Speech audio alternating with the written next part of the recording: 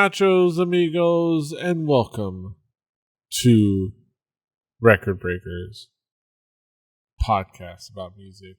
A group of friends share music with each other, an album at a time. Music with each album.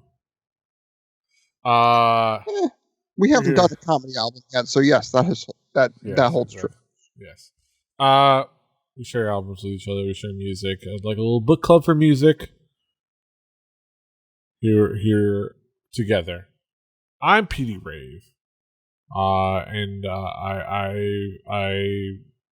channeled recently my turkey kinesis. Oh God! The power to control turkey legs. Just the legs? Yes, just the legs. It's very God. I have to level up. I just started speccing into that part of the skill tree. I still need more skill points. Here with me is my team, my squad, my crew. We've got David. It's a diamond ring. It's not that deep. We've got Drew. Hey, I don't have to work tomorrow. And we've got Brett. I'm here with the pokey little puppy, Scuffy the tugboat, and the saggy baggy elephant. All friends that exist not in my house because my internet is down. So I'm in the basement of my friend's house. Yes, but because podcasts need to occur. Yes. Hashtag content needs to be created. Yes. We must. The show must go on. The show must go on. But yeah, we are talking about an album. We're talking about music. We're talking about an album that I've chosen. It's going to be a really cool, interesting. It's a cool, interesting album. It's a really cool, fun album by a group I found at Japan Night this past year. A group of wonderfully talented Japanese teens that really impressed me. #monetized teens. Exactly. Really impressed me with their performance and their stage presence at Japan Night, and who have a following that I found out about when I tweeted a fan cam of them, which is awesome. Shout out to y'all repping Asterism out there. But the group is Asterism, and the album is Ignition, as I have it right here. This one right here. I have it signed and everything. On tape. Bought it that night. Let's talk about expectations when I mentioned this album. David, what were your expectations coming into this album? Petey Ray, from first instinct, the name Asterism made me think that this might also possibly be the name of an album that had to play with maybe a religion revolving around a Dirty South album. But generally, when I have something to this degree, I'm excited. I found out that they were an instrumental metal band, so I do enjoy the power trio instrumentals. So I felt like I was ready to dive in. Yes. Drew, what were Asterism. Yes. Asterism. Asterism. It's like Ludacris is going to show up on this album. Yes. Drew, what were your expectations coming into this album? I didn't really have any. All I knew is you were bringing them, and you said they were an Asian instrumental metal outfit, so I was excited to hear what the hell that was, and getting into it. But besides that, I was like, okay, instrumental metal. Yes. This is usually a David thing, but we can go with it. Let's roll. Mm-hmm. Brett, what were your expectations coming into this album? I mean, coming into this, I was told that Petey wanted to record this album with me because I've been here the whole time and has not found a time to bring it to me. But then he found a time to bring it to me when I was here. And so I was like, Asterism, I'm going to Google this. and it said people who search this also search Bootsy Collins. And then I listened to the album. So yes, yes. Yeah, this is Didn't a really catch the influence. this is a really cool album. This is a really cool instrumental metal album. It really showcases It's really cool. It's really interesting. Yes, exactly. It really showcases the talent involved. These are really talented teens, like playing some really, Zennials, yeah, Zoomers, some Japanese Zoomers, playing some epic, really fun to listen to metal, but that is really well played and well executed. They're really tight with their musicianship. They're really, really kind of creative. Now, it is, yes. I'm going to ask a question here. Now, I know you saw Asterism live, Yes. but I have to pose this question because there are a number of music acts from Japan out there that, while you will see the performers, usually young, out in front, they will oftentimes have a backing band that does a good chunk of the heavy lifting for them in terms of actually playing the music. Can you tell me, in the case with Asterism, was this the same, or was this trio actually going on stage and doing the thing? They were doing the thing. Like, they were at the very least in that very small stage over at Elysium. They were the only ones out there performing. I think if anything, maybe was there like a keyboardist? But it was them. Keyboard players are acceptable. but that is noteworthy. But a keyboard player is not going to do the things that you're worried about being done behind the curtain. Yeah, no. And as far as I could tell, they performed, and they performed fantastically. They performed live, and for all intents and purposes, it still could all be to tape, but everything was played fantastically, and it was all played at this style of music, which is there was mealing and creative ad-libbing and stuff like that. So there were plenty of opportunities where it didn't necessarily look exactly it sounded exactly like the recording. So in a way that makes you realize that, oh yeah, it was played live. But yeah, they play fantastic, and they have a really great performance. They are really cool on stage, and they're fun to watch. They're definitely young, but they have a little bit of experience under their belt. I think just from having a couple of years now that they're prominent out there doing this thing. And I think it shows in this album. And yes, there are. So yeah, they're amazingly talented. They shred.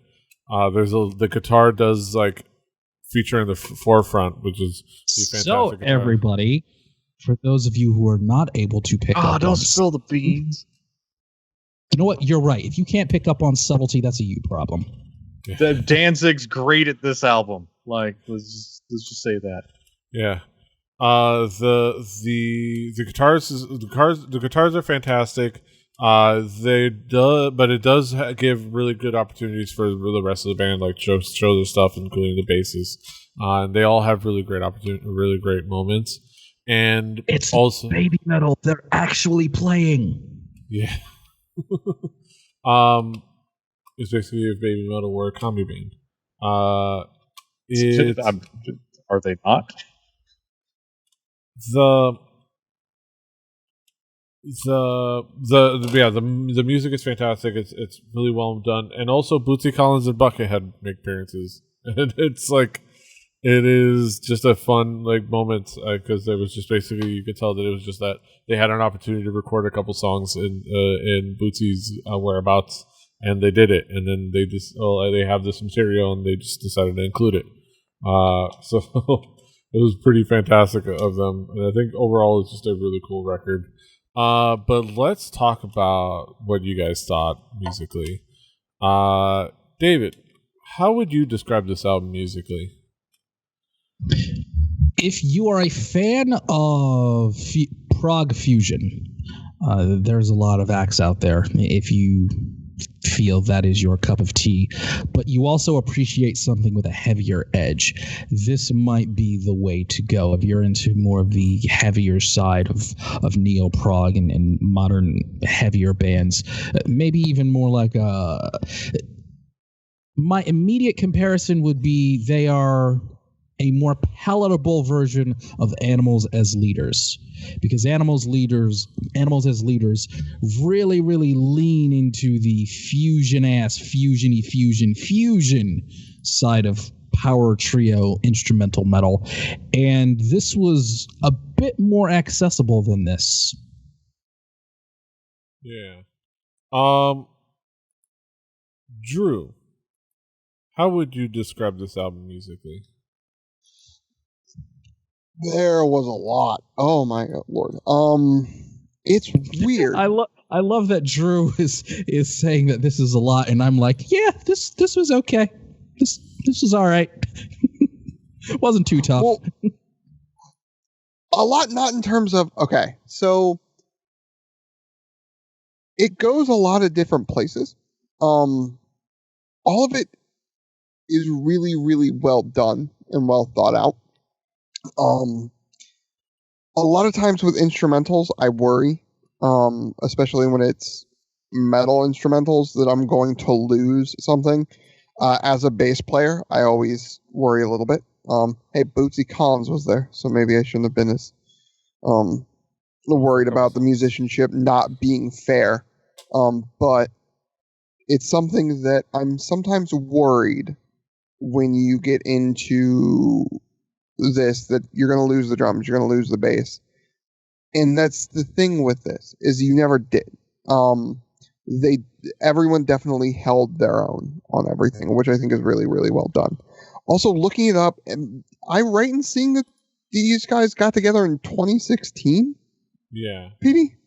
Post so. this podcast starting? Yes. From what I saw of them, yeah. Holy crap, have we been going?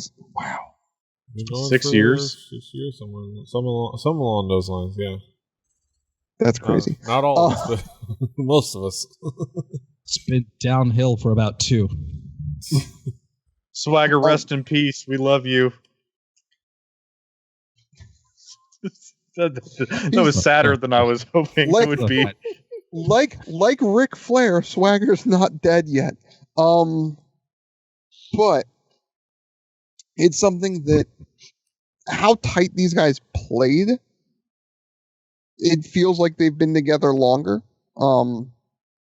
At certain points, though, like a lot of instrumental records, I felt almost like it faded into the background, like individuality of songs faded until something would come up. And then it would like pull me back and like, oh, right. Like this is a different song than like was playing 3 minutes ago. I should probably like make a mental note of this for the podcast. But it did keep pulling me back in, which bad instrumental records won't. They will fade into the background until they stop playing. And I'm like, oh, right. There was music playing. This never did that. This was something that every time I put on, it's getting shit done music. As one of the lines in my haiku might be. And it's our really, next album really well will be played. Getting Shit Done album 2. Yes. It's a different time of thing you're getting done. Hey, it depends on how you want to get shit done. Everybody, they're talking about sex. I'm dangling Doing it. Yeah, it's the coitus. Because I know some of you can't pick up on subtlety. They're talking about sex. My next album is an R&B album. About banging it. Yes. one of the best. Yes. Yes. I have opinions. Yes. All right. Brett has opinions on sex. I started this. I want to finish it. Sorry. Brett, how would you describe this album musically? I mean, to be reductive, like, there's some Herman Lee stuff. There's some Ingve at times. There's some not unlike turn of the '90s Mans that was Mega, from the Capcom composers. But I think the influences are pretty spot on with, like, it generally, this album, each song you can kind of break down. Oh, hey, they did that from that guy. Like, when I get songs, like, generally, like, they've been around some metal. They've also been around some prog, because or some, like, soft prog. Me and Deej aren't going to get in fights here. But there's some some proggy stuff that's going on, especially with the bass. But it's not all like Machine Gun, like double bass. It's not all like, hitting every cymbal that exists.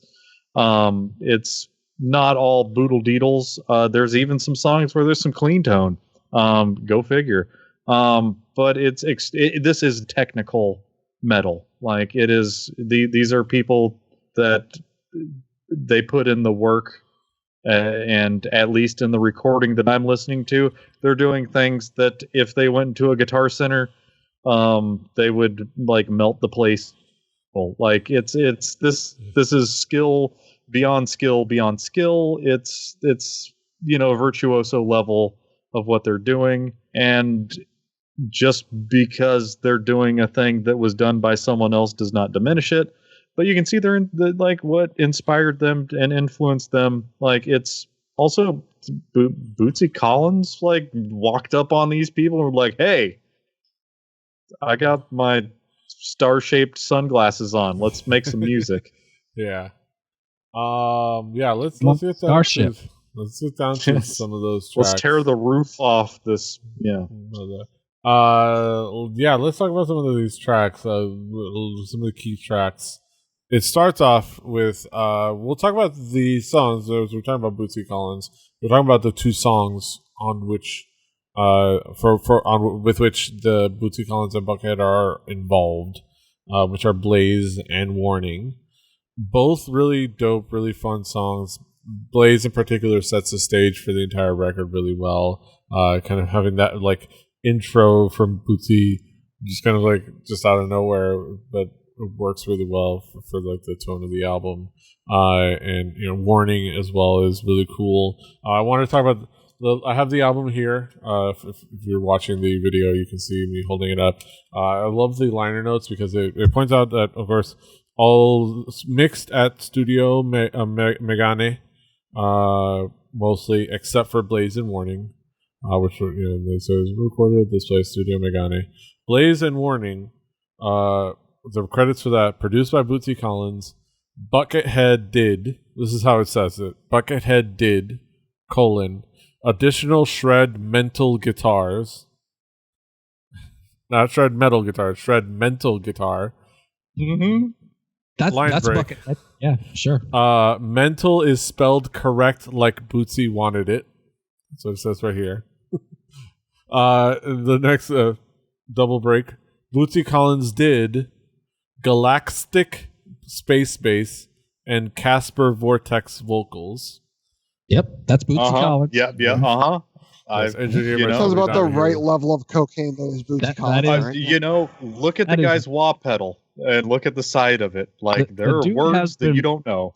The dude has been writing Analog Engineering Starship for nearly 4 decades. Who are you to argue with it? Yeah, Din Monty and Analog Engineering by Bootsy Collins. Who's to argue? Right. Those are the liner notes. Blaze and Warning, fantastic songs with that Bootsy Collins touch. But the rest of the album, all done in Japan, all at their Studio Megane, including Dawn, which is like kind of the longest song on the album, kind of the most. I talk about Dawn in a second. Yeah, it's It's anthemic. It has some nice, like, multiple movements, and it works really well, and it has some, like, nice swelling moments, and it is really cool, and it has some, like, nice breaks. And does a great job of showcasing like all the instrumentals, and then it goes into Up the Horns, which starts as like a fist pumping headbanger. He's like Up the Horns, then just kind of breaks into some like jazzy like bass like interlude thing, which is just fantastic with some clean like tone like guitar, and just fantastic before riding right back into the fist pumping metal. It's like it is such a nice fun ride. And then of course there's things like their cover of Helter Skelter, which was fun, and their cover of Stand Up and Shout, which was fun. Yeah, there's just some quality tracks. David, what would be some of the key tracks for you? Well, I definitely want to talk about Dawn, because with as much talk as there has been about Bootsy Collins on this album, there was no mention of John Petrucci from Dream Theater. Who's that guy? Who's There's my Dream Theater reference, everybody. Take a drink. Yeah, are you sure he's not uncredited in this song? If not him, then Steve Vai. Who? Is that Joe Satriani's friend? Yes. Okay. Not saying either of those things clearly influencing this song are bad. Clearly not. It's just Hadka. But there's definitely that sense of composition revolving around the guitar while still having some atmospheric tones of it that definitely give a Vai-esque quality to that song. Warning, already mentioned. Blaze, already mentioned. And what was the other one that I really, really enjoyed on this one? Helter Skelter, I believe it was. Those are the standout tracks. Drew, what would be some of the key tracks for you? Well, starting out with Blaze.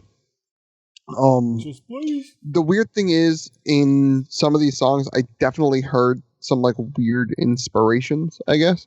And this one opens very 80s metal to me. Something about the tone in the guitar licks felt very like Metallica era inspired. And I'm not saying that as a slight. I'm saying that in a very good way. But it builds, and I would say, if you want to think about the worries I have with instrumental like metal, at about a minute and a half into the song, I got a little worried about losing the drums and the bass a bit. And then 30 seconds later, all of that got washed away. I was like, okay, they know what they're doing with this mix. I'm here for it. Light and Darkness, again, going back to my weird inspirations that I'm hearing, like I got Mega Man 2 vibes off of this, like real heavy. Yeah, something about it felt very Mega Man 2, and again, it's something that it gave me that vibe, and I thought it was very, very cool. Up the Horns, yeah, they're talking about these ones. I thought maybe I was going to get some saxophone. I was mistaken. Not this kind. Yeah, It's definitely not this kind, baby metal fans. Too sweet me, bro. Suplex me, Drew. Only the Fox God knows. I'm starting a fight with the Fox Demon. The Fox God. But like, again, the guitar in this, the way it sort of swept and swelled, I was feeling like a little bit of Van Halen. And again, this is all a little. All you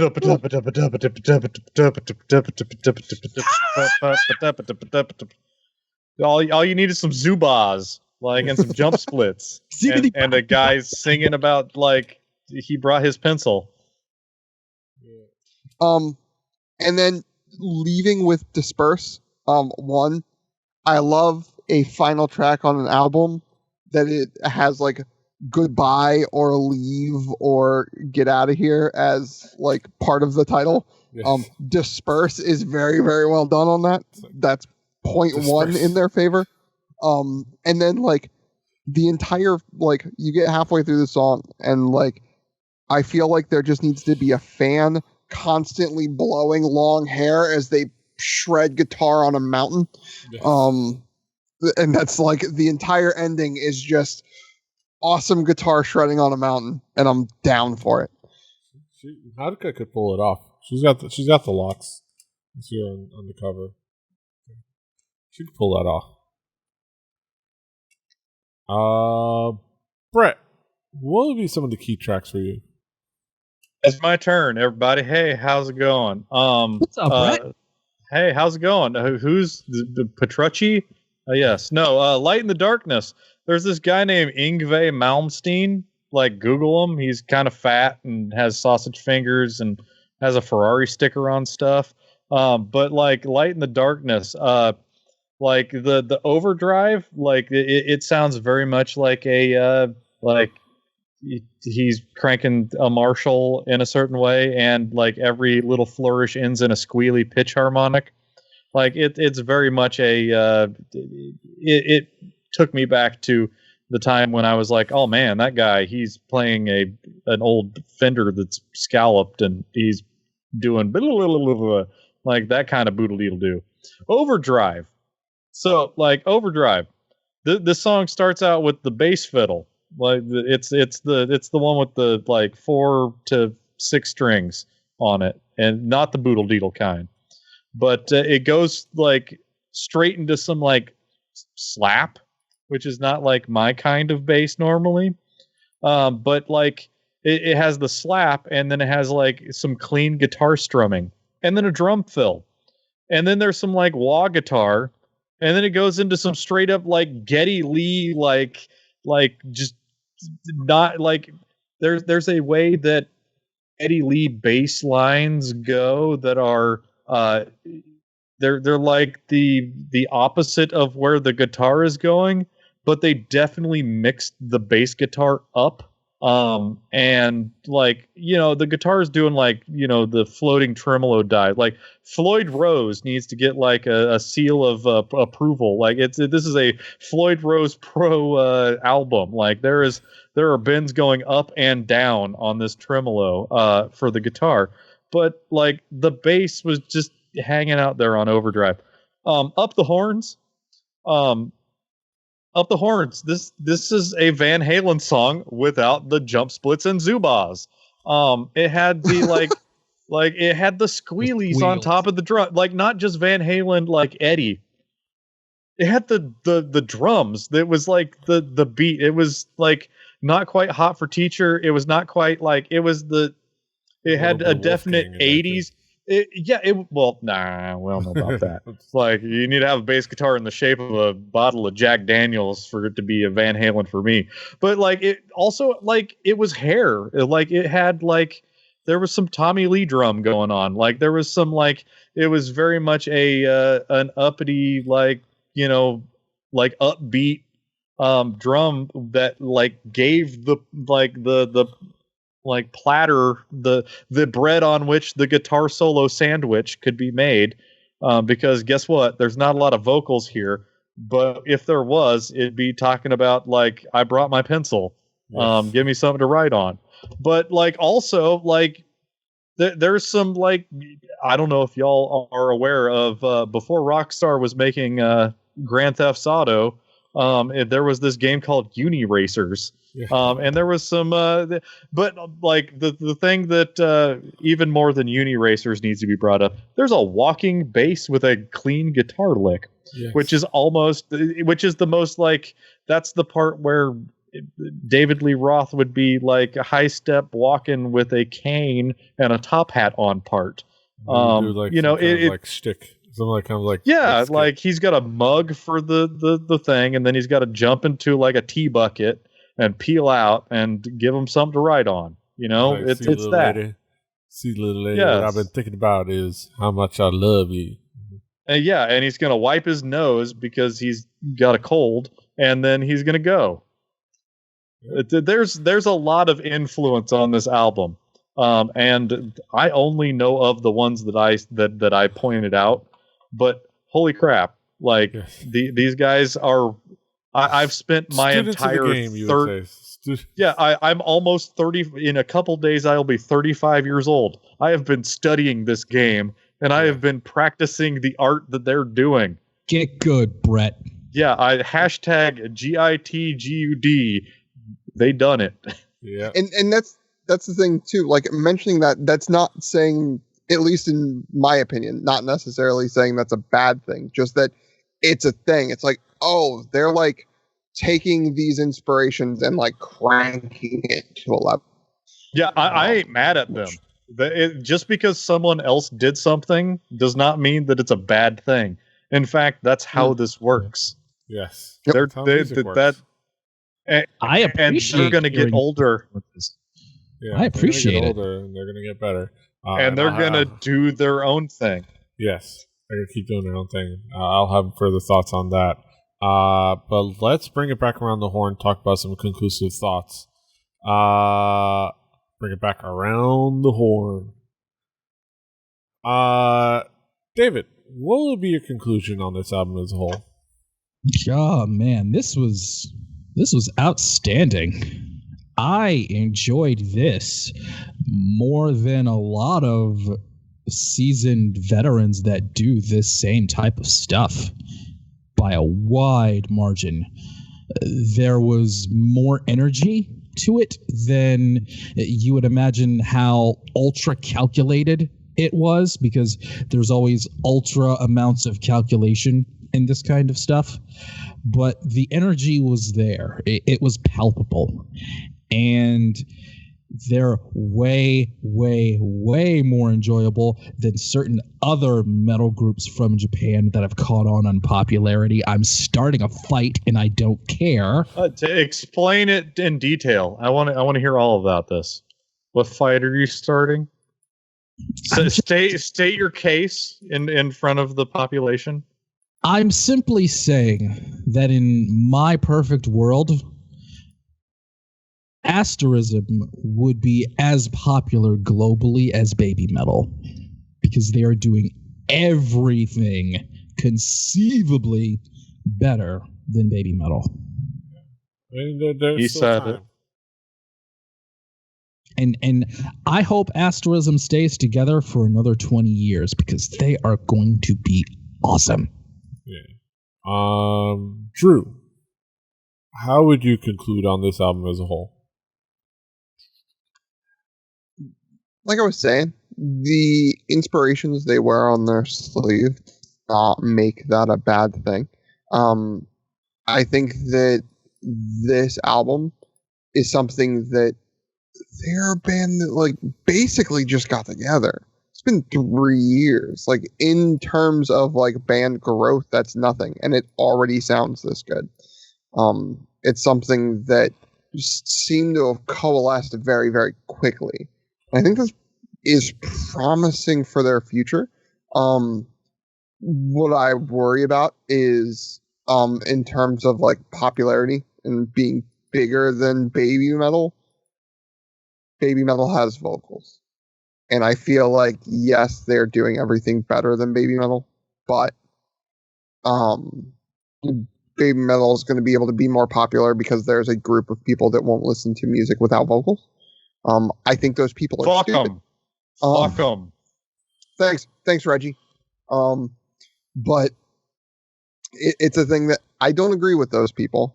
I'm not saying those people are right. I'm saying those are most people. They're wrong. That's That's what you're saying. They're wrong. Like there's an entire genre of music. I'll say it. They're fucking wrong. Fuck them.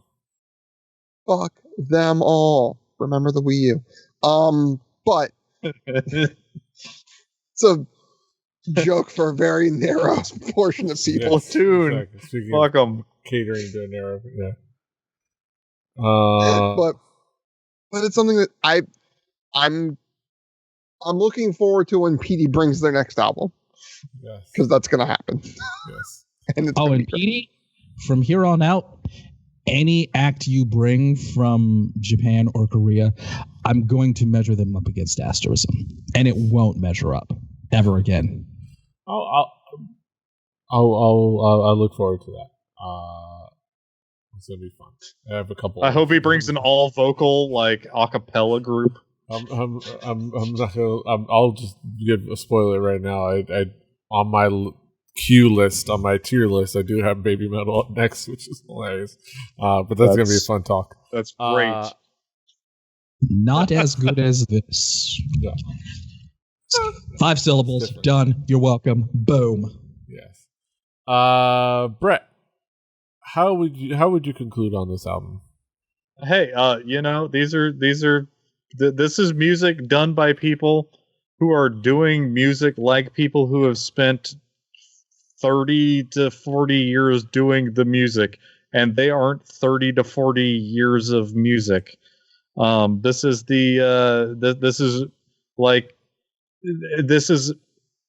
I don't know. I'm totally into people doing things that were done before, but doing it in a way that was quicker and better. This is progress. Progress comes one funeral time. Holy crap, this is fun that there are people. I've always had issues with people younger than me doing music. Like, it takes a little bit more to impress me, because if I can do it, I'm not going to be impressed. I can't do none of this shit. I can mouth noise it. Yeah.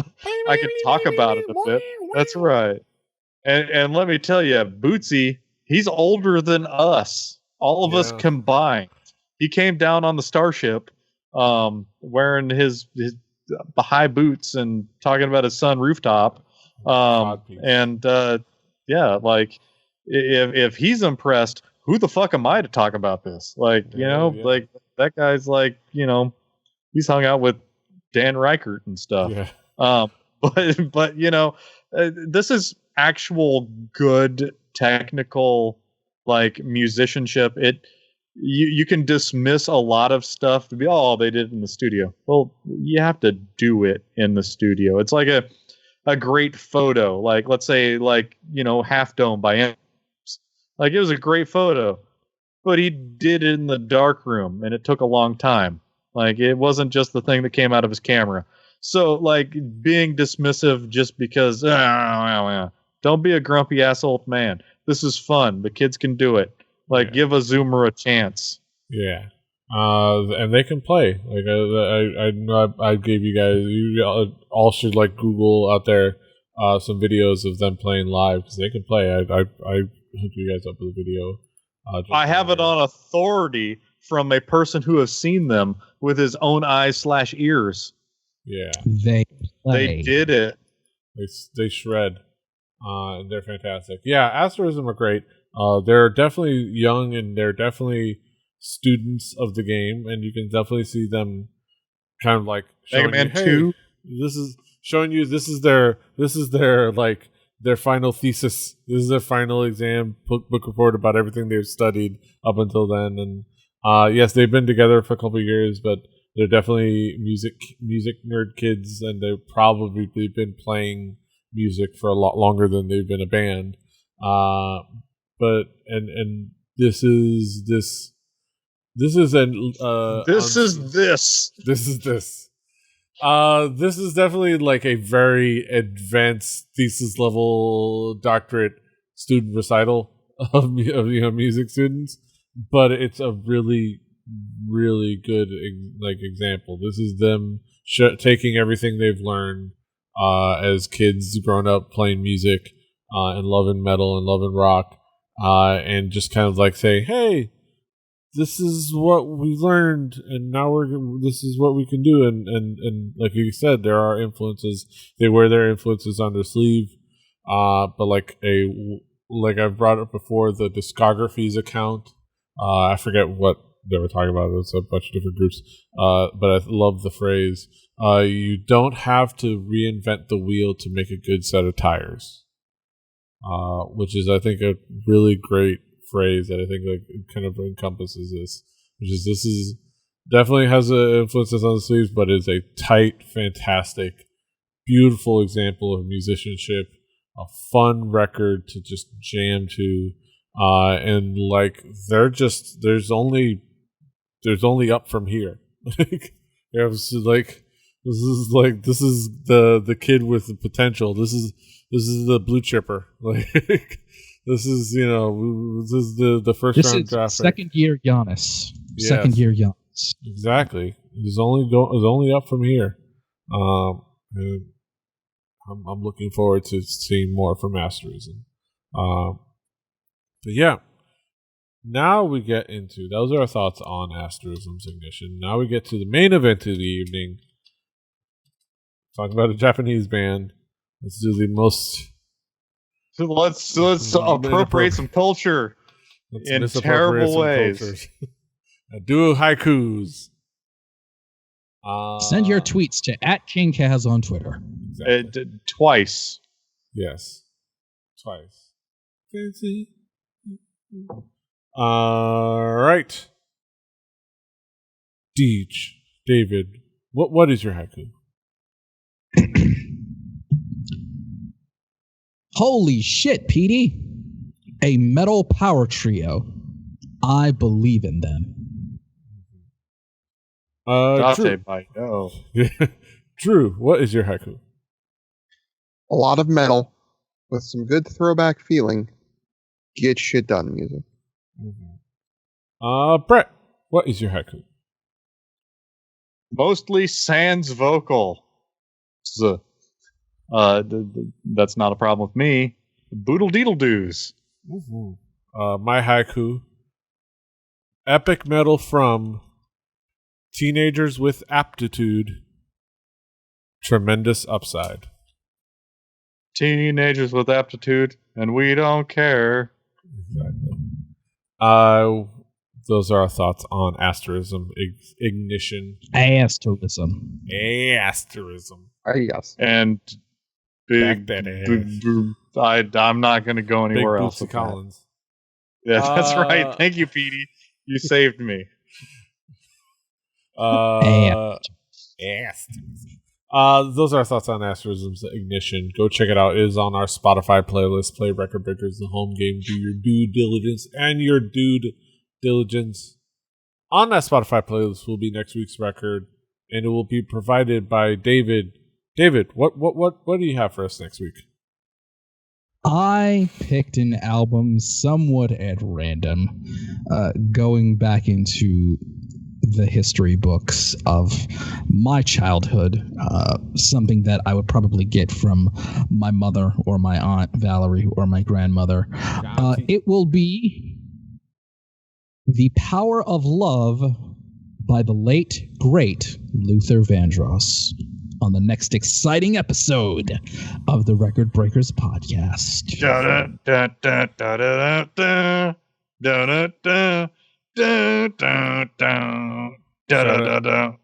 to all the aunties out there. This is definitely for the aunties. Yeah. I've introduced me. Yes. But that'll be next week, and this is this week. And you can of course find us all over the internet. David is at Call Me DKM. Brett is at Heavy Beverage, HIBBITYBIBBARD. Drew is at X Drucifer X. I'm at PD Rave. The show is at 4 Record Breakers. That's the number 4 Record Breakers. RecordBreakersPodcast.com. RecordBreakersPodcast@gmail.com. Rebelli.net for listening to the shows. Rebelli TV on YouTube. We're everywhere. We're Apple Podcasts, Google Podcasts, Spotify, SoundCloud. ColecoVision. Find us, subscribe, like, share, do all the things, review all of them. Until next time, hasta los huevos. Toodaloo. Asterism. Asterism.